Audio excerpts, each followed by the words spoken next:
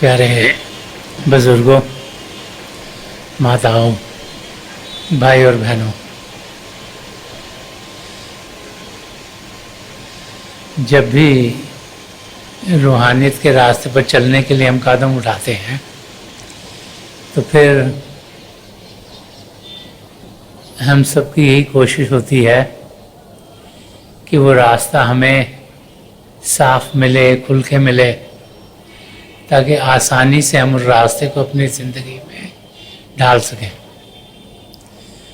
रूहानियत का रास्ता रूह की गहराइयों को समझने का रास्ता है। ये रास्ता वो रास्ता है जिसके ज़रिए असलियत की जानकारी हमें मिलती है, और जैसे जैसे वो असलियत हमारे सामने खुलनी शुरू होती है तो ज़िंदगी कैसी जीनी चाहिए वो हम सबके लिए सामने आना शुरू हो जाता है। हम सब चाहते हैं कि हम ज़िंदगी के मकसद को पूरा करें, आत्मा की जानकारी पाएं और असलियत की जानकारी पाते हुए ज़िंदगी को गुजारें।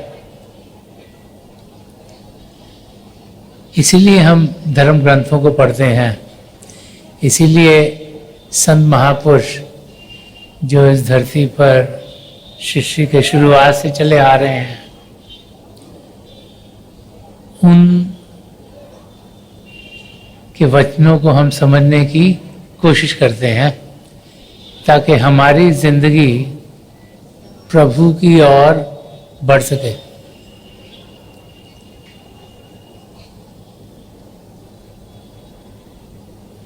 संत दर्शन सिंह जी महाराज, जिन्होंने बहुत कुछ रूहानियत के बारे में लिखा है, जब हम उनके लिखे हुए वचनों को समझने की कोशिश करते हैं तो अलग अलग रूहानी पहलू हमारे सामने खुलने शुरू हो जाते हैं। एक सच्चे शिष्य की जिंदगी कैसी होनी चाहिए,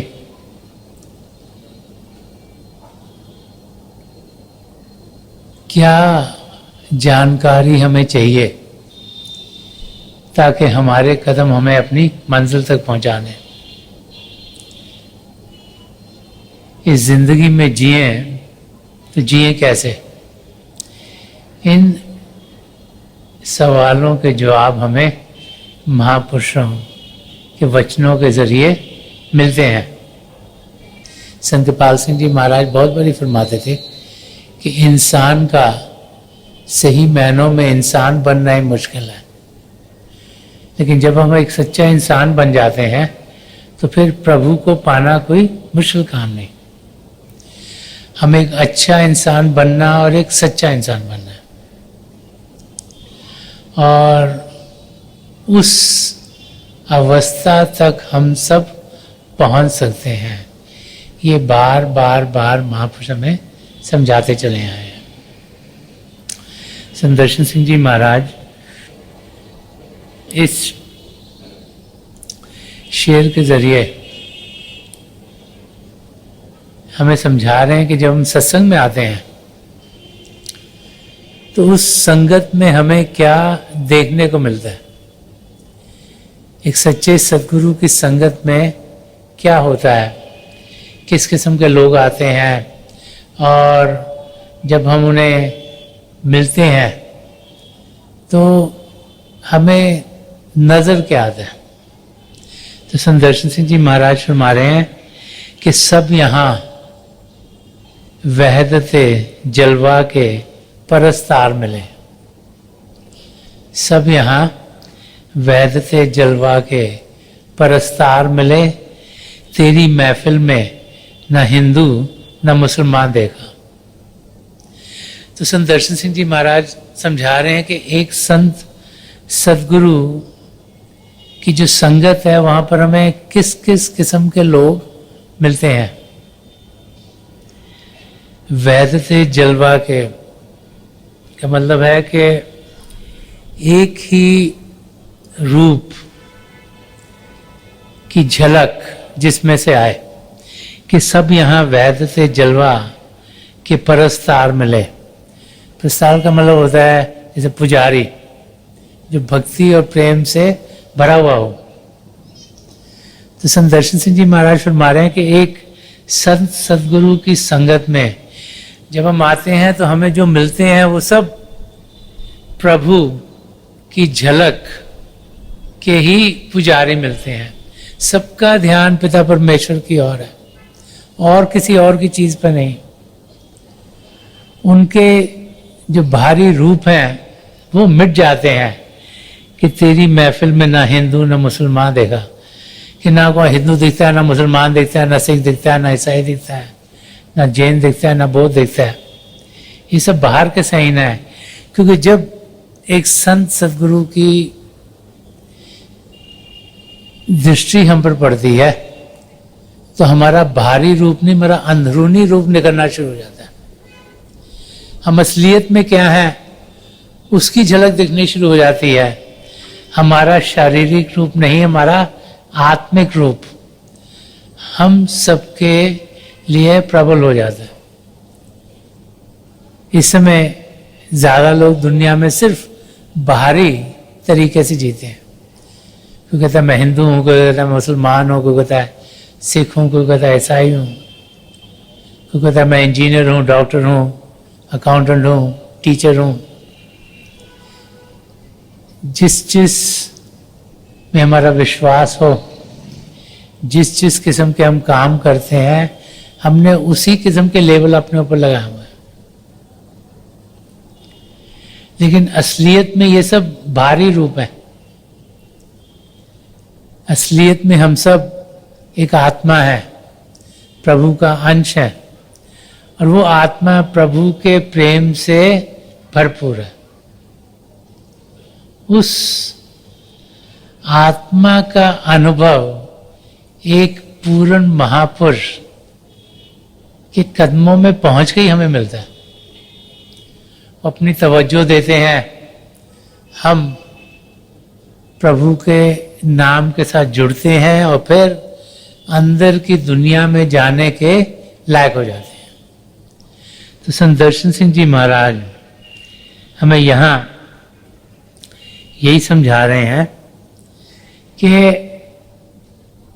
हमें उस आध्यात्मिक रूप की जानकारी पाते हुए जिंदगी वो जीनी है जिसमें आत्मा आगे और सब और चीजें पीछे हों। हम वो करें जो आत्मा के लिए बेहतर हो, वो नहीं जो शरीर या मन के लिए बेहतर हो। हम वो करें जो हमें अंदरूनी दुनिया में लेके जाए, जो असलियत की दुनिया, वो नहीं जो इस माया की बाहर की दुनिया में हमें फंसाती चली जाए। हमारा ध्यान उस ओर हो जहाँ से जिंदगी का मकसद पूरा हो, और वो तब होगा जब ये आत्मा शरीर से ऊपर उठकर अंदर के मंडलों में प्रवास करेगी और अपने सद्गुरु की मदद से उस आत्मा का मिलाप फिर परमात्मा से होगा।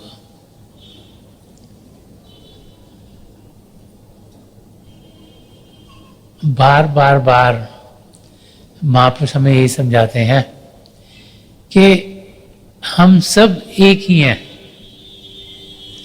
संत दर्शन सिंह जी महाराज ने एक जगह और फरमाया, फरमाते हैं नाम है आदमी तो क्या, असल में रूह इश्क हूं, सारी जमी है मेरा घर, सारा जहां मेरा वतन। कि भारी रूप से हमें इंसान कहा जाता है, असलियत में हम क्या है? एक रूह, एक आत्मा, रूह इश्क जो प्रभु के प्रेम से भरपूर है। हम सब बड़े खुशकिस्मत हैं कि पिछली सेंचुरी के महापुरुष हजूर बाबा सावन सिंह जी महाराज, परम संत कृपाल सिंह जी महाराज, दयाल प्रसन्न दर्शन सिंह जी महाराज, इनकी नजर करम हम सब पर पड़ी। हम जो माया की दलदल में फंसे हुए थे, इन महापुरुषों ने सहारा दे के हमें उस दलदल से निकाला और हमारा ध्यान पिता परमेश्वर की ओर कर दिया। अब उनके बताए हुए रास्ते पर चलने का फर्ज हमारा है। संत कृपाल सिंह जी महाराज फरमाते थे, if you love me keep my commandments.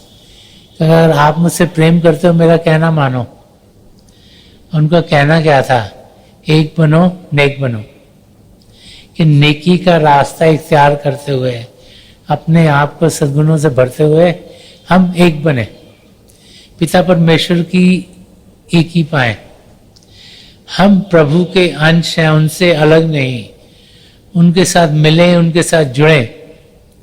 और यही करने के लिए हम सब किसी पूर्ण महापुरुष के चरण कमलों में पहुंचते हैं। तो संदर्शन सिंह जी महाराज यहाँ ही समझा रहे हैं कि सब यहाँ वैध थे जलवा के परस्तार मिले, कि वही पिता परमेश्वर जिसके रूप अनेक हैं, कोई उसे गॉड कहता है, कोई परमात्मा कहता है, कोई ईश्वर कहता है, कोई अल्लाह कहता है, कोई वाहिगुरु कहता है, कोई जिहोवा कहता है। कि एक पूर्ण महापुरुष हमें समझाता है कि अलग अलग नामों से हम प्रभु को पुकार सकते हैं, लेकिन पुकारना प्रभु को ही है। जैसे संदर्शन सिंह जी महाराज ने फरमाया कि 1000 नाम है, हर नाम से पुकार उसे। कि प्रभु को हजारों नाम हम इंसानों ने दिए हैं, जिससे मर्जी हम उसे पुकारें, लेकिन पुकारें पिता परमेश्वर को। इंसान को जो मिलेगा वो पिता परमेश्वर से मिलेगा। लगन हमारी पिता परमेश्वर के साथ होनी चाहिए, ध्यान हमारा पिता परमेश्वर की ओर होगा, तभी हम अपनी मंजिल तक पहुंच पाएंगे। उन्हीं ने सृष्टि रची, उनके बहाने में सब कुछ होता है, तो लगाव उनके साथ होगा तो हम सब कुछ पा लेंगे। जैसे मीना बाजार की कहानी बहुत सी बार आपने सत्संगों में सुनी होगी कि उस छोटी सी लड़की ने अपना हाथ किसी और चीज पे नहीं रखा, राजा के सिर पे रखा जो सब चीजों का मालिक था। पिता परमेश्वर ने ही सृष्टि रची, उसी ने देवी देवता बनाए, उसी ने ही खंड ब्रह्मांड बनाए, उसी ने ही इंसान जानवर परिंदे पशु बनाए। तो हमारा प्यार, हमारा लगाव उसी के साथ होना चाहिए। जितना नीचे की चीजों से लगाव करेंगे वहां तक ही रह जाएंगे।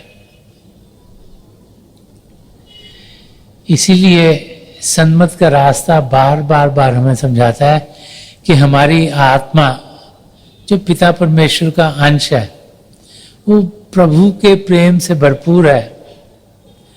उस आत्मा का हम अनुभव करें। हम लोग सुबह से शाम तक दुनिया की चीजों का अनुभव करने में लगे रहते हैं। हम सोचते हैं इसकी भी हमें जानकारी हो, उसकी भी जानकारी हो जाए, ये भी चीज समझ में आ जाए, वो भी चीज समझ में आ जाए, शायद इसका फायदा इधर होगा, उसका फायदा उधर होगा, इस रिश्तेदार को भी खुश कर दो, उस दोस्त को भी खुश कर दो। सुबह से रात तक इसी काम में लगे रहते हैं। लेकिन जो यहाँ करने आए हैं, जो अपनी आत्मा को उड़ान देनी है, जो अपने आप को जानना है, जो प्रभु के साथ मिलन करना है, उसके लिए कुछ समय नहीं निकालते।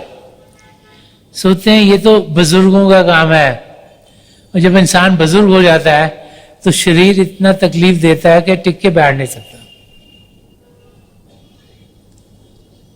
समय बहुत कीमती है और टिक टिक टिक टिक करते हर पल गुजरता चला जा रहा है।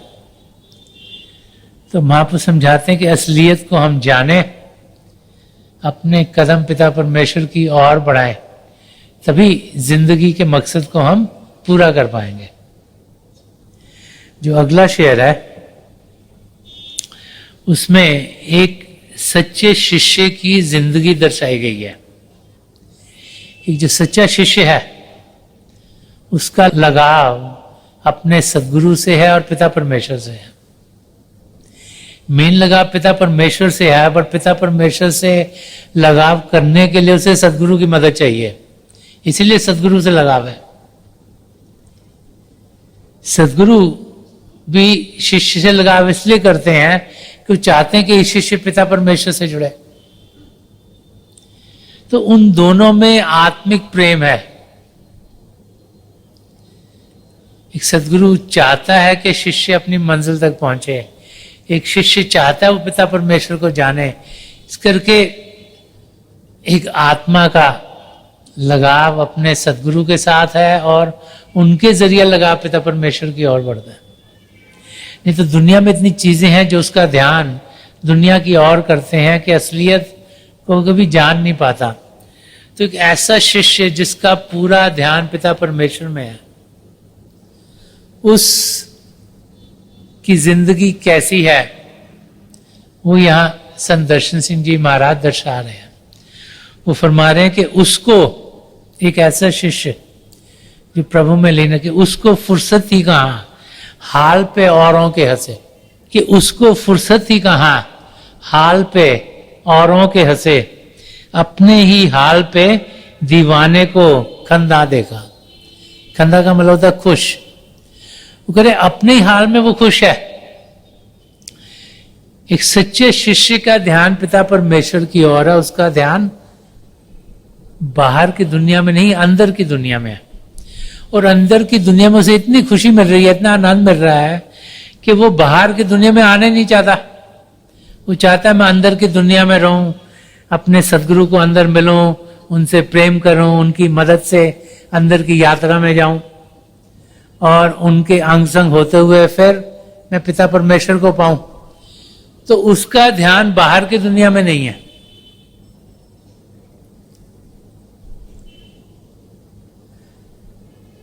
उसको इतनी खुशी, इतना आनंद अंदर से मिल रहा है कि बाहर कुछ भी हो उसका उस पर असर नहीं पड़ता।